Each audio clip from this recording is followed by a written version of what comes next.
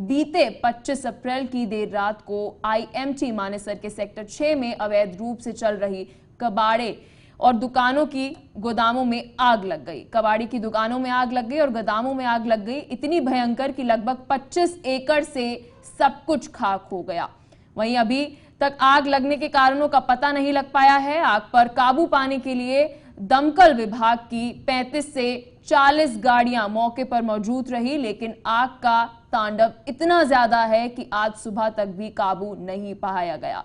ऐसे में सवाल उठता है कि मानेसर नगर निगम के अधिकारी क्या इस हादसे का इंतजार कर रहे थे, जो उन्हें 25 एकड़ में फैले कबाड़ के इस अवैध कारोबार का पता ही नहीं चला, या फिर अधिकारियों की मिलीभगत थी। तो ये एक बहुत अहम खबर।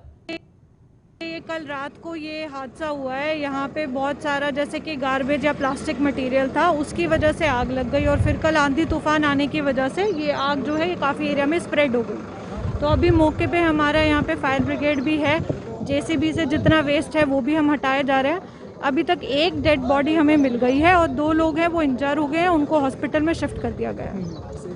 देखिए अभी हमारी प्रायोरिटी यही है कि जितने लोग अभी अफेक्ट हुए हैं अभी उनके हम खाने का और रहने का टेम्पररी अरेंजमेंट कर दें। उसके बाद अगर किसी से जो भी यहाँ पे गलत हो रहा था या किसी के पास एनओसी नहीं थी, उसकी भी प्रॉपर जांच की जाएगी और जो भी इसके रिस्पॉन्सिबल हैं, जो भी लोग, उनके लिए उनके अगेंस्ट कार्रवाई की जाएगी।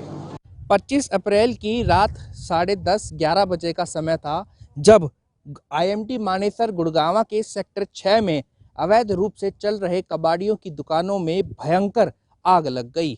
इस आग में 3 लोगों की जो है सीरियस हालत बताई जा रही है और सूत्रों का कहना ये है कि उनमें से एक महिला की डेथ भी हो चुकी है जलने के कारण में।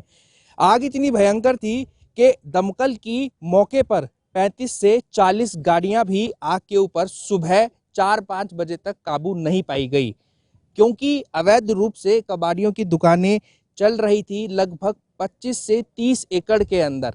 और इस वक्त जहां पर मैं खड़ा हूं और ये मेरे पीछे का और साइडों का जो नज़ारा है, ये अपने आप में इस भयंकर मंजर को बयां कर रहा है। यहाँ पर एक ट्रक भी जो है वो जला हुआ यहाँ पर दिखाई दे सकता है।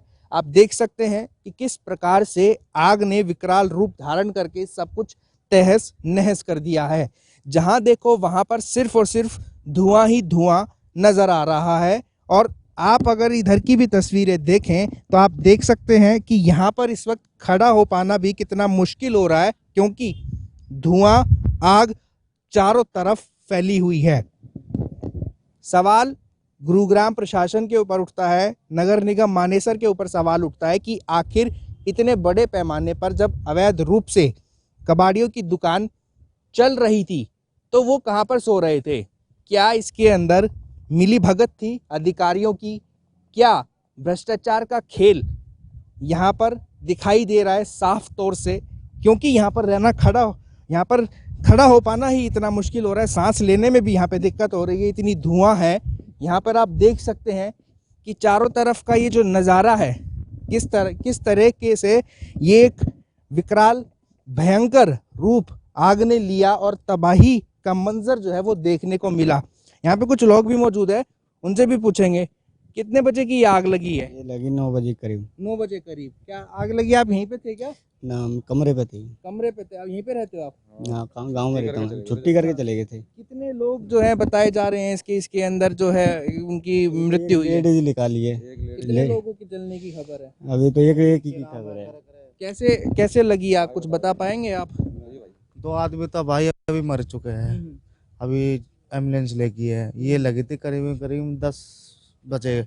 क्या वजह रही इस आग, कितनी भयंकर आग लगने की? वजह ऐसे भाई, उधर कुछ के नाम है आग वाग लग गई, वो फैलती गई आंधी में, तो ऐसे पूरे पे लग गई है। तो यहाँ पे मतलब कबाड़ियों की दुकानें थी यहाँ पे जो पूरी आग लगी? कबाड़े गोदाम था ये। कबाड़ियों के गोदाम? हाँ जी। कितना एरिया होगा पूरा? ये कम से कम 3-4 किलोमीटर तक पूरा। तो देखिए, प्रत्यक्षदर्शियों का कहना ये है कि कबाड़े के गोदाम थे। अब ये तो प्रशासन बताएगा कि ये कबाड़े के गोदाम लाइसेंस लेकर के चल रहे थे या अवैध रूप से चल रहे थे। हालांकि सवाल देने से अभी प्रशासनिक अधिकारियां अपना पल्ला झाड़ रहे हैं। उनका कहना ये है कि एक बार आग पर काबू पा लिया जाए, उसी के बाद जो है इसकी समीक्षा की जाएगी। तो कहीं ना कहीं सबसे बड़ा सवाल ये उठ रहा है कि प्रशासन कहाँ आंख मूंदे बैठा हुआ था या ऐसे ही किसी हादसे का इंतजार कर रहा था जब ये इस रूप से अवैध रूप से जो है कबाड़े की दुकानें चल रही थी। ये नज़ारा आप देखिए, ये बता रहा है ये नज़ारा कि ये जो ट्रक जिस तरीके से धू धू करके जला है और उसके बाद इसकी जो हालत हुई है वो अपने आप में शायद सरकार की भी और प्रशासन की भी नींद खोलने का काम करेगा। हालांकि उनकी जो जिस महिला की सूत्रों के हवाले से खबर आ रही है, जैसा लोग भी बता रहे हैं, उस महिला की मौत का जिम्मेदार आखिर किसे ठहराया जाएगा। कहीं ना कहीं प्रशासन को अब इसका सवाल का जवाब जरूर देना होगा। कैमरा पर्सन अमित के साथ कपिल गौड़, J24 न्यूज़।